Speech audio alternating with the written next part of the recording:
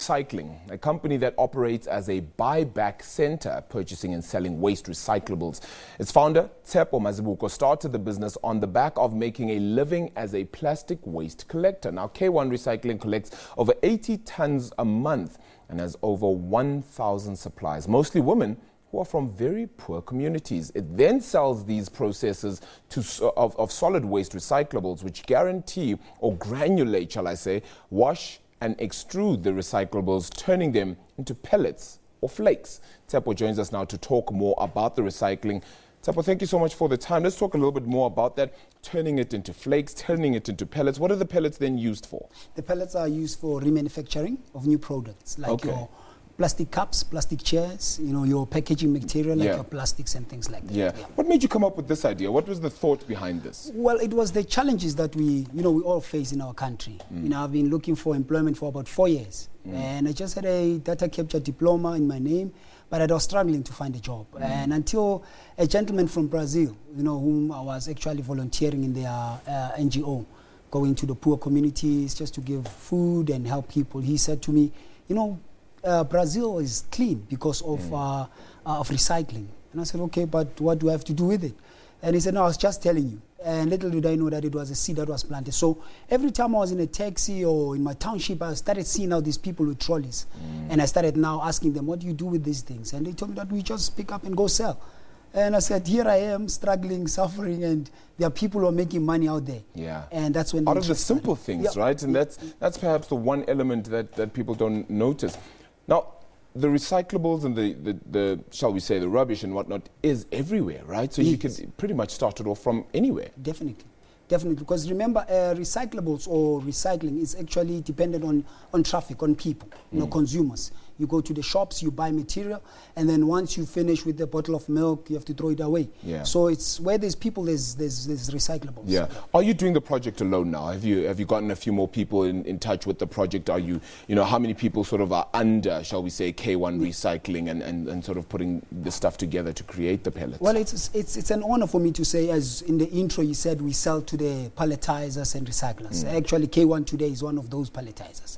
We are no longer just collecting, but we've just been recently assisted with machinery, so we do that processing. So we've got 18 employees, permanent youth, that is working with us. And yes, we're still working with 1,000 collectors. But what we did is that we saw that if we go directly to the collectors, then we're becoming a competition to the small businesses in our townships. Yes. So we decided to say, no, let's support the small businesses. So all these 1,000 people are going to the small businesses. So that's the impact and the difference we're making in our township. Sure.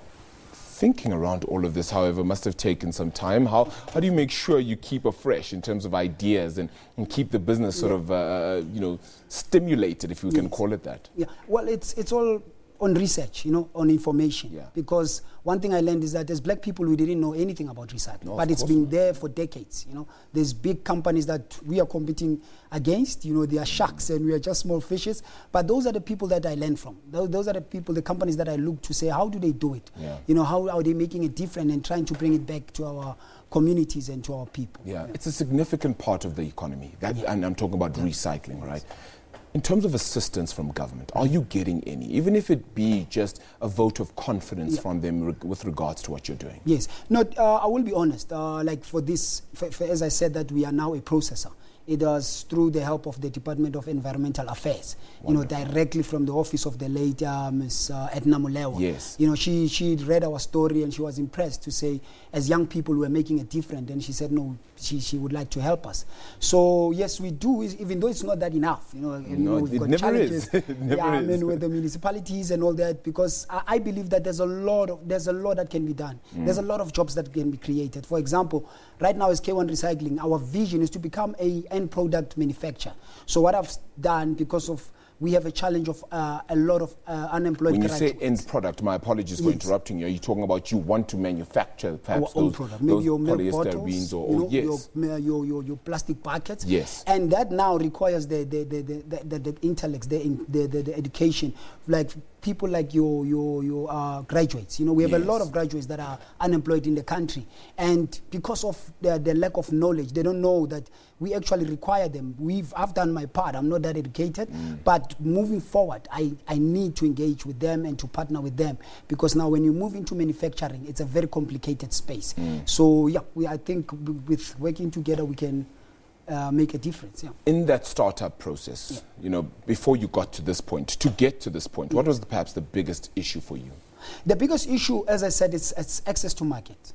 As I said, that we were seen not as entrepreneurs who are trying to make a difference, but we were seen as a threat. You know, to say, okay, we are coming into this space, we are making up and down with this. As you see, the trolley pullers on the street, and it was very difficult for us to find customers or to be accepted by these big companies. So it was, and the second one was funding, obviously, because the machinery or the equipment for recycling are very expensive.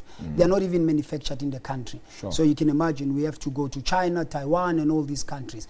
But yeah, through perseverance, we managed to break through. I cannot let you leave without giving some words of advice, perhaps, and thoughts to any budding entrepreneurs, whether it be in the recycling space or any other space for that matter. Well, my advice is that, look, the only thing that we lack is information. But with SK1 Recycling, we've started like partnering with some of the companies, you know, to try and push the information to our people. We've partnered with the likes of Soweto Gold, you know, as I said, the Department of Environmental Affairs. And what is powerful, for example, think companies like Soweto Gold, it's 100% owned black companies coming together, you know, to make a difference or to solve a problem in our country. So I'd like to say, for especially the youth, there's a lot of space, there's a lot of opportunities in this industry. We just need to go out there and seek the information and try to make a difference in our country. Tshepo, really, really wonderful story. I'm assuming that by K1 it's because it's from Katlehong. That's true. That's true. That's where Fantastic. the name comes from. Yeah. Okay. Congratulations with Thank it. you so much. All the best with your story as well. And we hopefully will continue to follow it there. Tshepo Mazibuko, who is the founder there of K1 Recycling. The agenda continues right after this. Do stay tuned.